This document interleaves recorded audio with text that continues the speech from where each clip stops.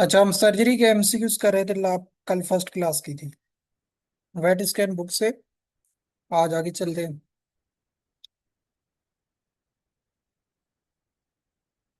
ये क्या हो गया भाई? यहाँ तक किए थे 133 तक।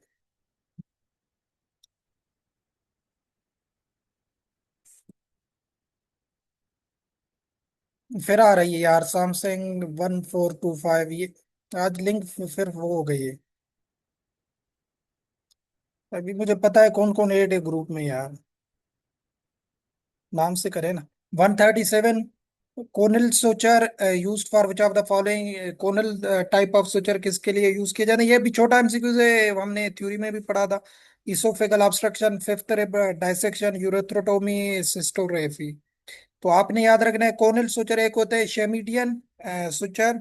ये यहाँ पे क्वेश्चन मौजूद है। और दूसरा ये 137 वाला। ठीक है, तो ये कोनल सुचर आपने याद रखना है, इसोफेगल ऑब्स्ट्रक्शन के दौरान यूज किए जाते हैं। ठीक है। इसोफेगस की जो ऑब्स्ट्रक्शन होती है उसके बाद उसको ट्रीट करने के लिए कोनल सुचर, और जब इंटेस्टाइनल ऑब्स्ट्रक्शन होती है उसमें शेमिडियन सुचर। ये वहां पे मैंने बताए थे थ्योरी में। ये दोनों इंटरचेंजेबल नाम आपको मिलेंगे, इसलिए परेशान नहीं होना। शेमिडियन आपने याद रखना है इंटेस्टाइन के लिए। और कोनल टाइप ऑफ सुचर इसके लिए जो है ना, इसोफेगल ऑब्स्ट्रक्शंस के लिए। ठीक है। उसके बाद नेक्स्ट क्वेश्चन क्या है?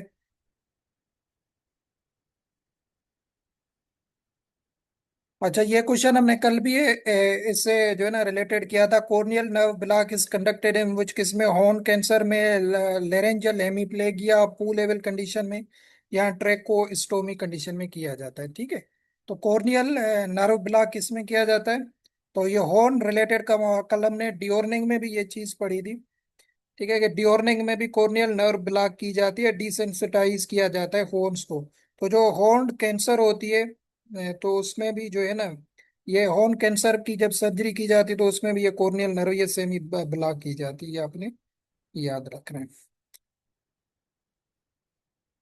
जो पू लेवल कंडीशन होती है, पू लेवल भी बताया हुआ है, हॉर्सेस में ज्यादातर देखी जाती है। क्या होती है? सोलिंग हो जाती है पूल वाली एरिया पे, जो बेक ऑफ हेड रीजन होती है उससे पू लेवल। ये नीचे एमसीक्यूज बेस से रिलेटेड एक उसे देखते हैं।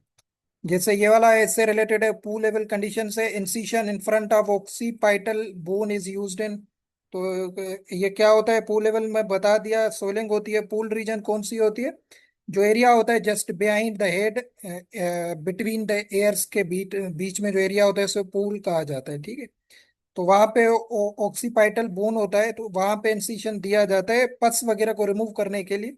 तो उस कंडीशन को पू लेवल कंडीशन कहा जाता है। ठीक है। ये ज्यादातर हॉर्सेस में देखी जाती है। और जो है ना, वहां पे ये से हमने शायद डिजीज भी एक पढ़ी थी, याद होगी किसी को। ठीक है। बाकी ये क्वेश्चन बता दिया था। कोनियल सुचर जो यूज किए जाते हैं इसोफेगस में शेमिडियन, फिर जो यूज किए जाते हैं इंटेस्टाइनल ऑब्स्ट्रक्शंस में किए जाते हैं। डिफरेंट टाइप ऑफ सुचर से इनके नाम होते हैं। बाकी ये कभी आए नहीं है पेपर में, ये जस्ट आपको पता क्योंकि ये भी थोड़े यूनिक क्वेश्चन है, दे सकता है पेपर में।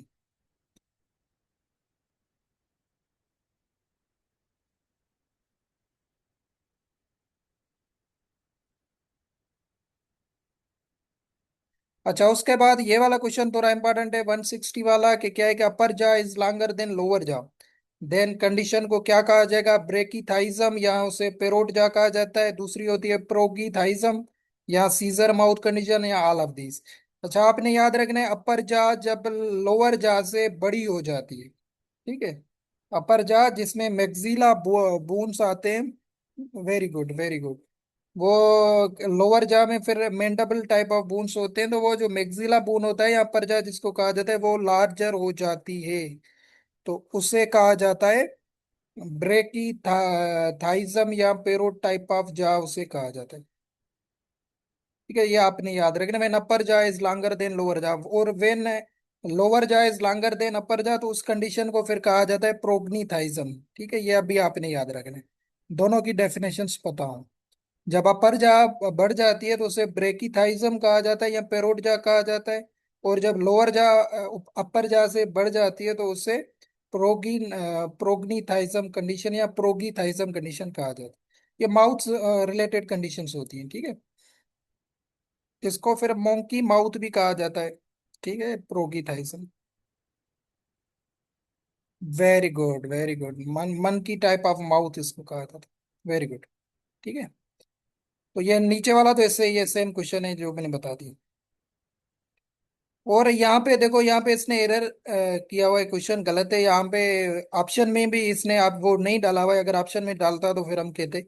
जीप्स ऑपरेशन हमने कल पढ़ा था, ये किसके लिए की जाती है? एयर के लिए की जाती है। और आपको बताया था ओटाइटस एक्सटर्ना के लिए ये की जाती है, ठीक है। ओटाइटस एक्सटर्ना एयर का क्रोनिक जो इन्फेक्शन होता है उसमें जो है ना की जाती है। यहाँ पे इसने ओटाइटस मीडिया दिया है, ओटाइटस मीडिया नहीं होता है, ठीक है।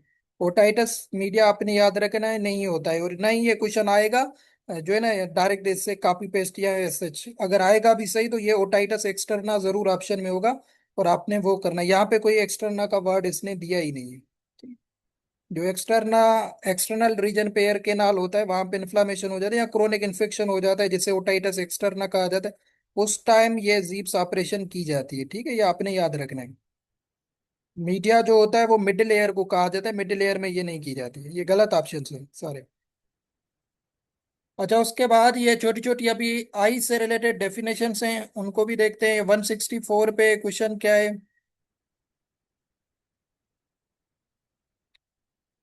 Inversion of eyelet and cilia brush against, आगे चलते हैं पेज पे, कॉर्निया। मतलब इन्वर्जन ऑफ आईलेट या आई लेशिस, आई जो लेशिस होती है उनकी इन्वर्जन जब हो जाती है तो उसको एंट्रोपियन एक्ट्रोपियन ट्रैकियासिस या डिस्ट्रैकियासिस कहा जाता है। ये भी छोटी छोटी डेफिनेशन से आपने याद रखनी है। इन्वर्जन का मतलब होता है इनवर्ड्स, जब आईलेट इनवर्ट टर्न कर जाती है, वेरी गुड, तो उसको एंट्रोपियन कहा जाता है। आई लैशेस जो होती है जिसे स्लिया कंडीशन कहा जाता है, वो रब हो जाती है अगेंस्ट कॉर्निया वगैरह।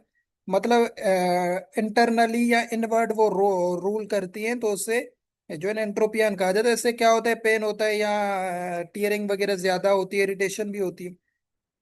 इनवर्ड वाला वर्ड आपने याद रखना है या इन्वर्शन वाला वर्ड याद रखना है, इसको एंट्रोपियन कहा जाता है। ये इंट्रो का मतलब इनवर्ड आपने जहन में बिठाना है, ठीक है। दूसरा होता है एक्ट्रोपियन। एक्ट्रोपियन का फिर क्या मतलब होता है? आउटवर्ड। जब भी आउटवर्ड का वर्ड दे दे, ठीक है, आउटवर्ड का वर्ड दे दे तो आपने याद रखना है, या एवर्शन भी इसको कहा जाता है आउटवर्ड। तो फिर उस कंडीशन को कहा जाता है एक्ट्रोपियन। फिर उसमें क्या हो जाता है? वो आईलिड जो होती है वो दूर हो जाती है आई बाल से, या बाहर निकल आ जाती है, ठीक है। वहां पे इनवर्ड हो जाती है एंट्रोपियन में, एक्ट्रोपियन में बाहर आ जाती है, ये आपने याद है। अच्छा, इसका फिर ये 165 पे ना ट्रीटमेंट दिया हुआ है कि जो है ना आईज के डिफरेंट पार्ट्स, तो क्लियर है ना शाबाश, मुझे बताएं। क्लियर है डिफरेंट पार्ट्स जो आईज के होते हैं? ये आपने एकेडमिक में भी पढ़े होंगे, अगर नहीं तो मुझे बताएं, क्योंकि ये भी आईज से रिलेटेड ये सारे क्वेश्चन है, ये इस पेज पे आईज से रिलेटेड है। तो ऐसा ना हो कि फिर बात हो जाए कि भाई फिर आप कहेंगे भाई ये चीज़ क्या है। अगर क्लियर नहीं है तो थोड़ा थोड़ा ऊपर से बता दे दो। पार्ट्स ऑफ आईज दे देना।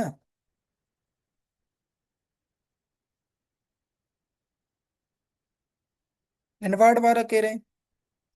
ये सी और डी वाला बता रहा हूँ, ये नीचे इनसे क्वेश्चन है, इसलिए मैंने छोड़े। मैं ये जस्ट पूछ रहा था कि आईज के पार्ट्स आप मुझे बताएं, क्योंकि ये अभी यहाँ पे यूज हो रहे हैं ना, कहाँ पे आईलिड यूज हो रहा है, कहीं पे कॉर्निया यूज होगा, कहीं पे स्क्लेरा यूज होगा, कहीं पे कंजक्टिवा यूज होगा, आइरिस। ये डिफरेंट पार्ट्स होते हैं आईज के। तो ये आप फिर कहेंगे कि भाई ये अगर आपको क्लियर है तो फिर तो हम आगे क्वेश्चंस करते हैं। इसलिए मैंने यहाँ पे आपसे पूछा कि भाई ये चीज़ मुझे बताएं।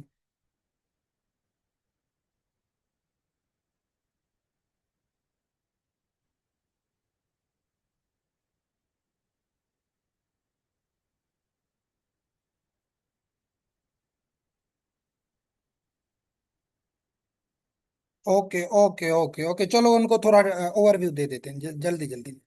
अच्छा, सबसे पहले पार्ट्स ऑफ आईज में आपने क्या क्या चीज याद रखने? कॉर्निया वर्ड याद रखना है, ठीक है। कॉर्निया किसे कहा जाता है? ये मैंने एवरीडे साइंस में हमने सेम सीक्यू से किया था यार। आज बहुत राफेल खुद गुमे भाई।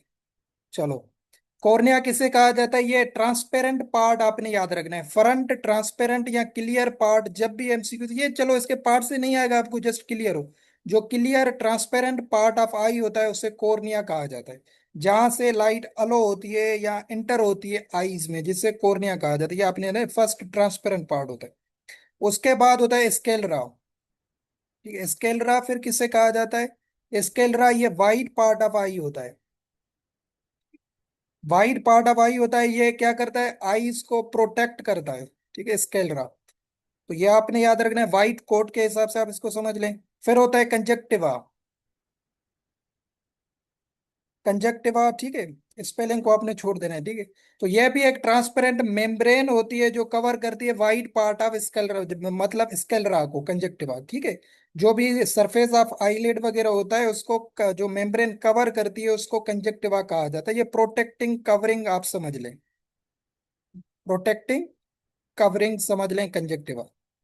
सही हो गया। फिर आता है इसके नीचे आइरिस। आइरिस क्या होता है? ये कलर्ड पार्ट ऑफ आई होता है। ठीक है, आई का जो कलर पार्ट होता है, कलर्ड पार्ट होता है, उसको कहा जाता है आइरिस। मतलब कितनी लाइट्स आई, इस चीज को कंट्रोल आइरिस करता है। उसके बाद होता है प्यूपिल। प्यूपिल क्या करता है? ये ब्लैक सर्कुलर पार्ट जो आईज में होता है, इसे प्यूपिल कहा जाता है। ठीक है, ब्लैक सर्कुलर पार्ट। तो ये क्या होता है? ये वैसे ऐसा डोर का काम करता है। जैसे लाइट जो है ना पिपल्स में कितनी इंटर हो रही है, ये इस चीज को देखता है। ब्लैक पार्ट ऑफ आई जो होता है उसे पिपल कहा जाता है। फिर आता है लेंस। लेंस किसे कहा जाता है? ये भी ट्रांसपेरेंट स्ट्रक्चर होती है, ये पिपल के बिहाइंड होता है लेंस। तो ये भी क्या करता है? फोकस करता है पिक्चर्स वगैरह को, फोकसिंग का काम करता है लेंस। फिर आता है रेटिना। टाइम ज्यादा कंज्यूम हो जाएगा।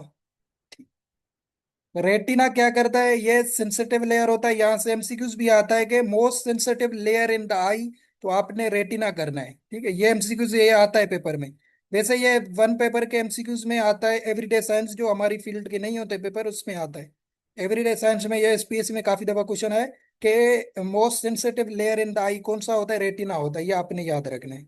मतलब ये लाइट वगैरह को कन्वर्ट करेगा नर्व सिग्नल्स में, तो ये कैमरा फ्लेम या सेंसर्स का काम करता है, तो सेंसिटिव पार्ट होता है। ठीक है। फिर आती हैं आईलेट्स।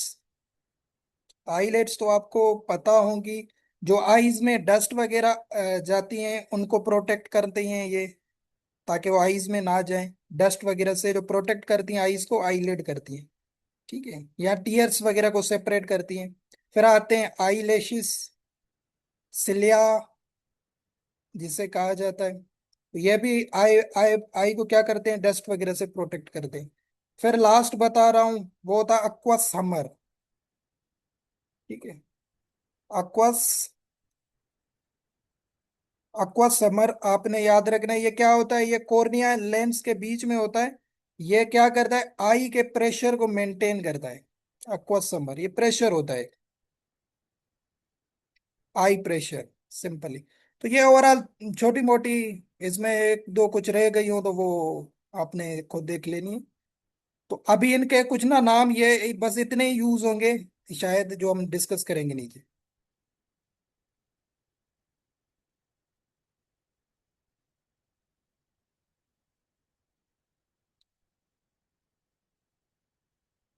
अच्छा, नेक्स्ट 165 में क्वेश्चन क्या है कि during treatment of elliptical piece of skin from lower eyelid is used in which operation? Entropion, ectropion, trichiasis, distichiasis. तो आपने याद रखना है, ये इंट्रोपियन में क्या किया जाता है जब इसको ट्रीट किया जाता है ना, तो इसका इलेप्टिकल पार्ट किसे कहा जाता है? ये ओवल शेप को कहा जाता है। ठीक है, जो ओवल शेप होती है, अभी ये तो मुझे सही बनाने नहीं आ रही। तो ओवल शेप आपने समझना है। ओवल शेप जो कट होता है उसे इलेप्टिकल जो है ना पीस ऑफ स्किन कहा जाता है। तो ये जो है ना ओवल शेप कट दिया जाता है ताकि स्मॉल पीस ऑफ स्किन को रिमूव किया जाए, और वहां पे जो एक्सेस अमाउंट में टीयरिंग है या इनवर्ट जो हो चुकी है आईलिड की, वो दोबारा सेट हो सके। तो ये during elliptical piece of skin remove किया जाता है, किसमें? एंट्रोपियन में। और एवर्शन ऑफ आईलिड किसे कहा जाता है, बता दिया था। आउटवर्ड रूलिंग जो होती है, या एवर्शन जिसे कहा जाता है, या आउटवर्ड टर्निंग जिसे कहा जाता है, वो एक्ट्रोपियन को कहा जाता है। या आपने याद रखना है, ठीक है। ट्राइकियासिस क्या कहा, किसे कहा जाता है, ये जैसे पूछा था कि भाई इनका भी बता दे, ये नीचे भी क्वेश्चन है इनसे। ट्राइकियासिस कहा जाता है जो आई लैशेस होते हैं ना, वो डायरेक्टली टर्न हो जाते हैं कॉर्निया में, ठीक है। वैसे आईलिड पोजिशंस नॉर्मली होते हैं, ट्राइकियासिस कंडीशन में क्या होता है, जो आई लैशेस होते हैं वो क्या हो जाते हैं, directed towards cornea. Very good. Cornea में इन्वर्टेड हो जाते तो उसको ट्राइकियासिस कंडीशन कहा जाता है। फिर होती है डिस्ट्राइकियासिस। डिस्ट्राइकियासिस किसे कहा जाता है, इसका मतलब होता है एक्स्ट्रा, ठीक है, एक्स्ट्रा आईलैशेस जो होते हैं वो ग्रो करते हैं आईलिड में, तो उसे डिस्ट्राइकियासिस। शायद ये इनसे नीचे एमसीक्यूज भी होंगे, क्योंकि ये चार चार ऑप्शंस दिए हुए हैं, इनके अलग अलग सबके एमसीक्यूज हैं। Very good. एबनॉर्मल या एक्सेसिव ग्रोथ ऑफ जो है ना आईलैशेस, तो उसे डिस्ट्रेकियासिस कहा जाता है। फिर ट्रायंगुलर पार्ट अगर स्किन और लोअर आई का रिमूव किया जाए तो ये एक्ट्रोपियन की कंडीशन को ठीक करने के लिए होता है, ठीक है, ये आपने याद रखना है। ट्रायंगुलर पार्ट जो होता है वी शेप पार्ट होता है, इस तरीके कल भी बताया था। इस पार्ट में जो पीस को, स्किन के पीस को रिमूव किया जाएगा तो ये जब एक्ट्रोपियन की कंडीशन होती है, आउटवर्ड टर्निंग ऑफ आईलिड, इसको ठीक करने के लिए ट्रायंगुलर शेप ऑफ स्किन को रिमूव किया जाता है, और इलेप्टिकल पीस इंट्रोपियन में किया जाता है। इलेप्टिकल से आपने एंट्रोपियन याद रखना है, एक याद रखेंगे तो ट्रायंगुलर एक्ट्रोपियन से याद हो जाएगा, बट ये भी बहुत ही डिटेल्ड क्वेश्चन है, ये वो इतने नहीं आते पेपर में, ठीक है।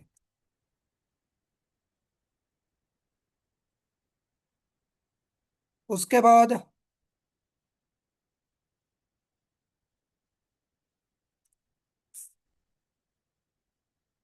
फिर कंडीशन हमारी कौन सी है।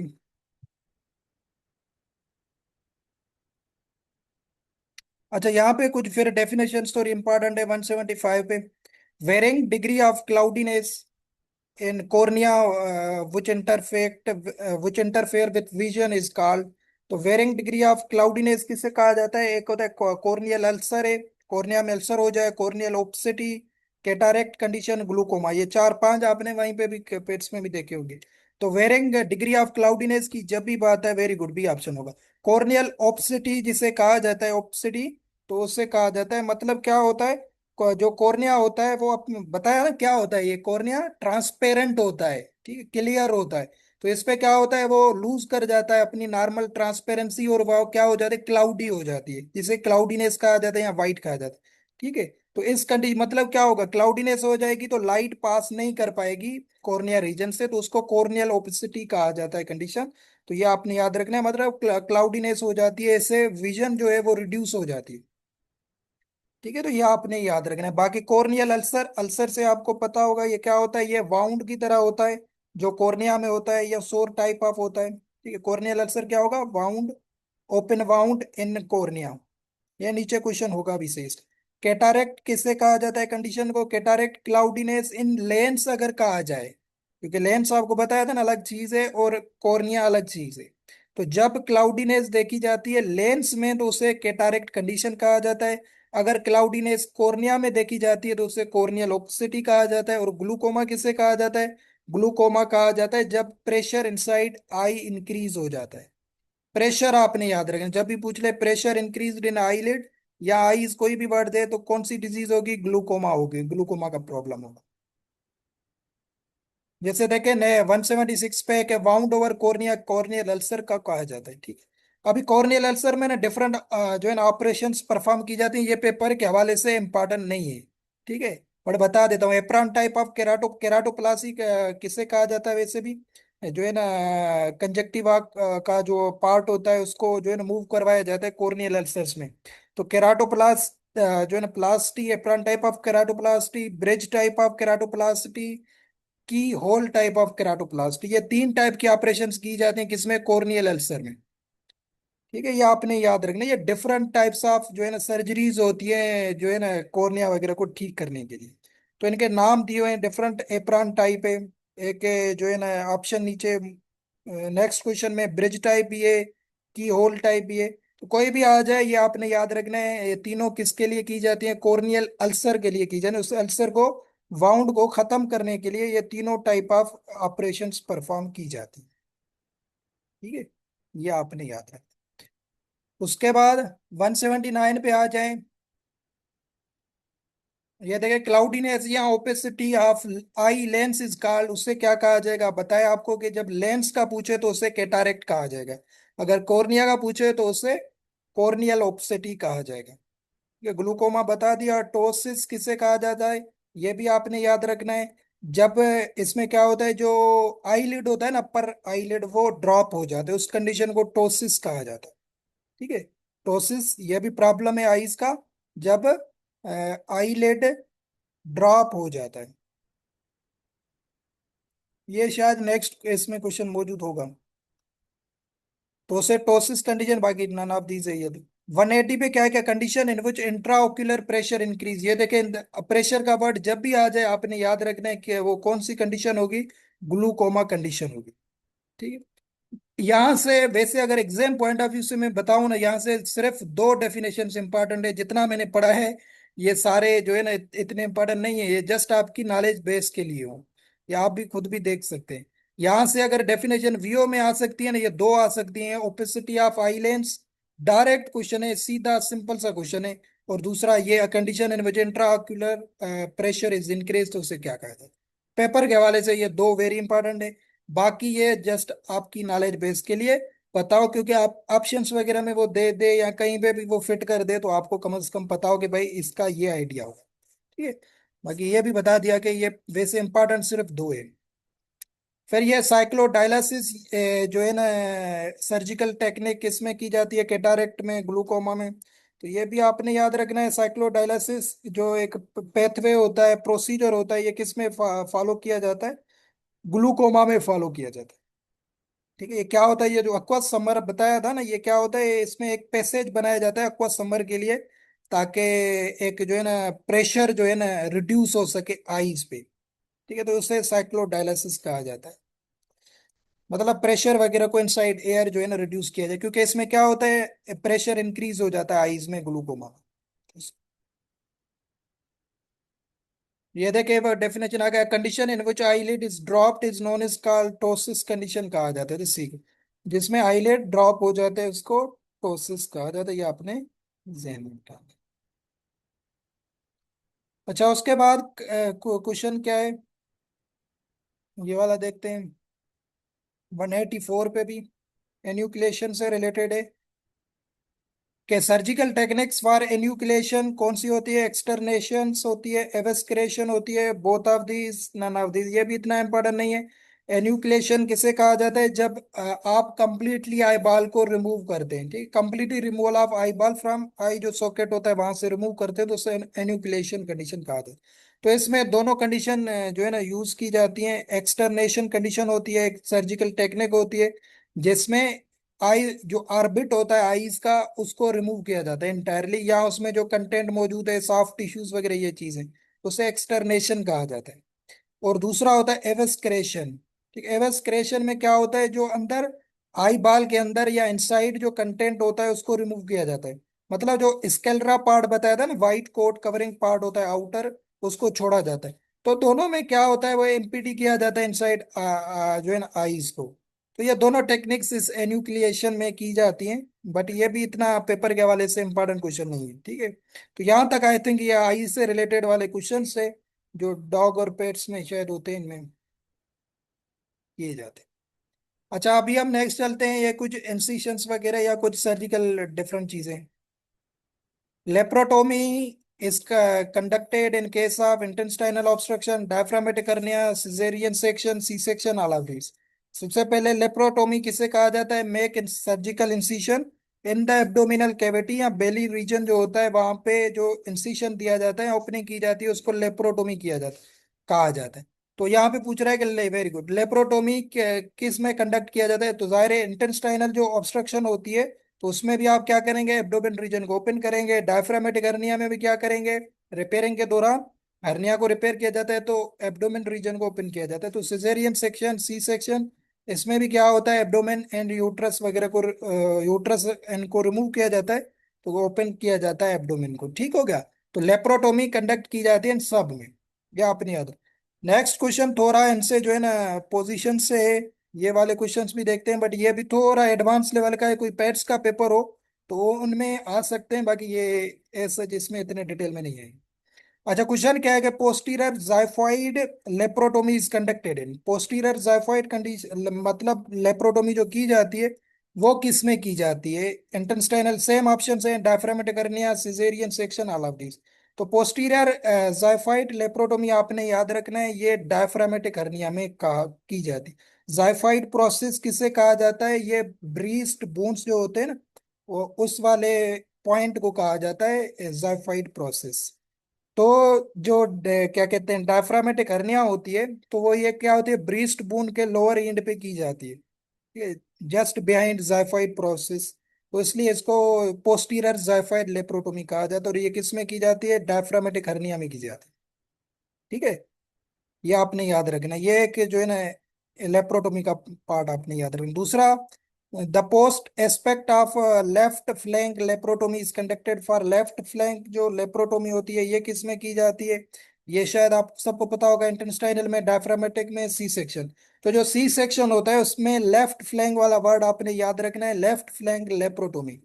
सी सेक्शन में ये पेपर में दे सकता है वैसे, कि सी सेक्शन के दौरान जो है ना कौन सी लेप्रोटोमी की जाती है, कौन सी अप्रोच कंसिडर की जाती है, लेफ्ट फ्लैंक की जाती है। ठीक है, मतलब वो यूट्रस वगैरह को से एक्सेस इजी देती है। लेफ्ट फ्लैंक का क्या मतलब होता है, मतलब लेफ्ट साइड ऑफ एब्डोमेन। ठीक है, लेफ्ट साइड ऑफ एब्डोमेन को लेफ्ट फ्लैंक लेप्रोटोमी कहा जाता है। और पोस्टीरियर, पोस्ट स्पेक्ट या पोस्टीरियर ही कहा जाता है, मतलब बैक पार्ट ऑफ लेफ्ट, उससे लेफ्ट फ्लैंक के भी बैक साइड पे जो की जाती है उसको posterior aspect of left flank, flank laparotomy कहा जाता है। और ये किसमें की जाती है, सी सेक्शन के दौरान की जाती है, ताकि इजीली यूट्रस तक एक्सेस मिल सके। ठीक है, तो बस आपने ये लेफ्ट फ्लैंक वाला वर्ड याद रखना है, ये जब भी आ जाए ये सी सेक्शन में अप्रोच कंसीडर की जाती है। ठीक है, और राइट फ्लैंक पूछे तो ये सारे ऑप्शंस के आंसर यहाँ मौजूद है। राइट फ्लैंक लेप्रोटोमी किस में की जाती है, फिर आपने याद रखना है इंटेस्टाइनल ऑब्स्ट्रक्शन में। ये इतना इंपॉर्टेंट क्वेश्चन पेपर के हवाले से नहीं है। जो राइट फ्लैंक का वही मतलब राइट साइड ऑफ एब्डोमेन जो होती है उससे कहा जाता है। तो ये इंटेस्टाइनल जो सर्जरी होती है, जिसमें इंटेस्टाइन या सीकम वगैरह तक हमें एक्सेस चाहिए होती है, तो उसमें जो है ना ये अप्रोच फॉलो की जाती है इंटेस्टाइनल ऑब्स्ट्रक्शन।